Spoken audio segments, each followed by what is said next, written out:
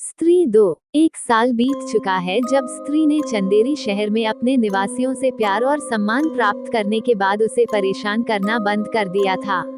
शहर अब एक सिरहीन भूत द्वारा प्रेतवाधित हो रहा है जो रात में महिलाओं का अपहरण करता है और उन्हें एक पोर्टल के माध्यम से एक वैकल्पिक आयाम में ले जाता है। भूत की उपस्थिति से अनजान निवासियों का मानना है कि महिलाएं बेहतर करियर के अवसरों और भविष्य की संभावनाओं के लिए शहर छोड़ रही हैं।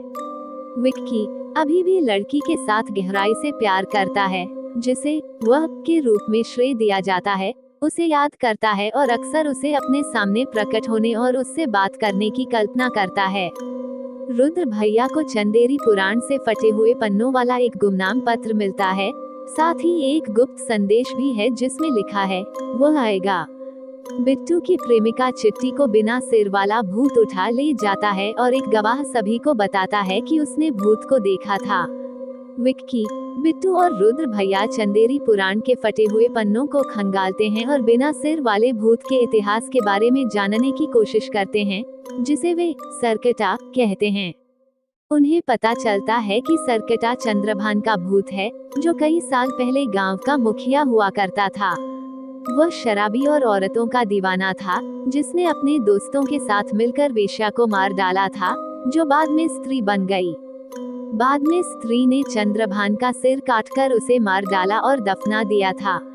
जब स्त्री ने शहर को परेशान करना बंद कर दिया, तो चंद्रभान का बिना सिर वाला भूत सरकटा जमीन के नीचे से उठ खड़ा हुआ और प्रगतिशील और आधुनिक मानसिकता वाली महिलाओं का अपहरण करना शुरू कर दिया।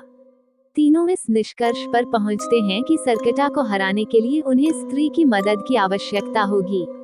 उनका मानना है कि जना उन्हें स्त्री तक ले जा सकता है क्योंकि पहले वो उसके कब्जे में था। वे दिल्ली में जना से मिलने जाते हैं, जहां वह भास्कर उर्फ भेड़िया के साथ रह रहा है। वे उसे एक मंचीय नाटक में भाग लेने के बहाने चंदेरी वापस ले आते हैं।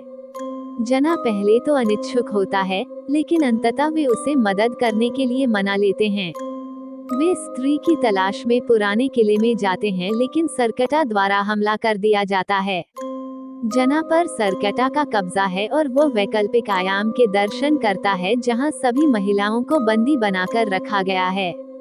तभी वो प्रकट होती है और अपने बालों से जुड़ी स्त्री की चोटी की शक्तियों का उपयोग करके सरकटा से लड़ती है।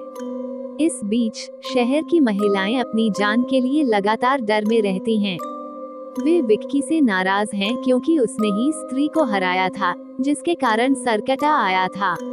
वे जोर देते हैं कि उसे अब सरकटा को हराना चाहिए और वह भी उसे इसके लिए मना लेती है और कहती है कि वह अपनी शुद्ध आत्मा के कारण इसके लिए सही व्यक्ति है।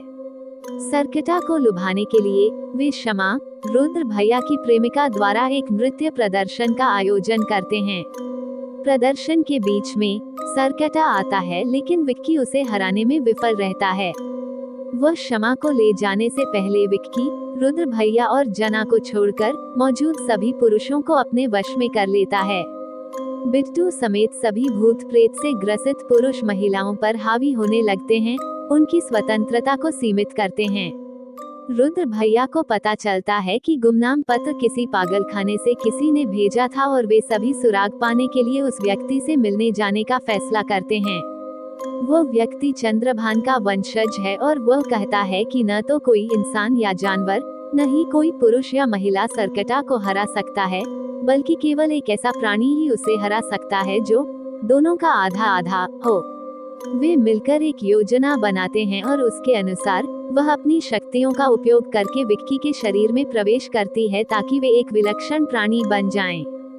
फिर वे पोर्टल के माध्यम से वैकल्पिक आयाम में प्रवेश करते हैं और सरकटा का सामना करते हैं। विक्की ने जादुई तलवार से सरकटा के कटे हुए सिर को 2 टुकड़ों में काट दिया, जिसका इस्तेमाल उसने पहले स्त्री की चोटी काटने के लिए किया था। हालांकि उसका एक और सिर उभर आता है और हर बार जब उनमें से एक काटा जाता है तो सिरों की संख्या बढ़ती रहती है। तभी भास्कर अपने वेयरवुल्फ रूप में आता है और सरकटा पर हमला करता है, उन्हें बचाता है। जब वह भी पराजित हो जाता है, तो वह अपनी मां को पुकारती है, जो स्त्री निकलती है। वह आती है और सरकटा का सिर काट देती है, अंततः उसे हरा देती है और अपनी मौत का बदला लेती है। कैद में रखी गई सभी महिलाएं सर्केटा के नियंत्रण से मुक्त हो जाती हैं।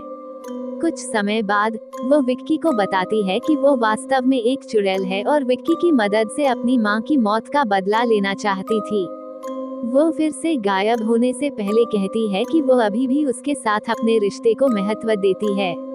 एक मिड क्रेडिट सीन में भास्कर जना को दिल्ली में रहने वाले एक पिशाच के बारे में चेतावनी देता है जो अपने दांतों से लोगों का खून चूसता है। वो आगे कहता है कि उसे वह पसंद है।